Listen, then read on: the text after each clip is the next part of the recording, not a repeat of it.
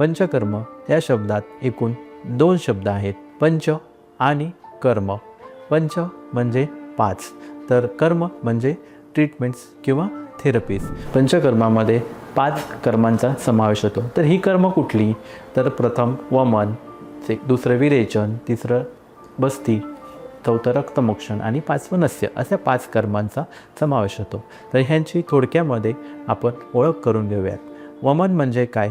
तर थोडक्यात समजण्यासाठी उलटीद्वारे आजार निर्माण करणारे घटक शरीराच्या बाहेर काढून टाकणे, याला वमन असे म्हणतात. विरेचन म्हणजे जुलाबाद्वारे आजार निर्माण करणारे घटक शरीराच्या बाहेर काढून टाकणे. बस्ती म्हणजे काय? बस्ती म्हणजे ज्या पद्धतीने इनिमा दिला जातो त्या पद्धतीने औषधी काढे, तेले किंवा इतर औषधी शरीरात सोडून आजार निर्माण करणारे घटक शरीराबाहेर काढून टाकणे. चौथं रक्तमोक्षण. रक्तमोक्षण म्हणजे आयुर्वेदामध्ये शुद्ध रक्त, अशुद्ध रक्ताची वेगवेगळी लक्षणे सांगितलेली आहेत. अशुद्ध रक्ताची ट्रीटमेंट करताना ते शरीराबाहेर काढून टाकावे असे सांगितलेले आहे. याच क्रियेला रक्तमोक्षण असे म्हणतात. म्हणजेच अशुद्ध रक्त शरीराच्या बाहेर काढून टाकणे म्हणजे रक्तमोक्षण. नस्य म्हणजे नाकाद्वारे औषध शरीरामध्ये सोडणे.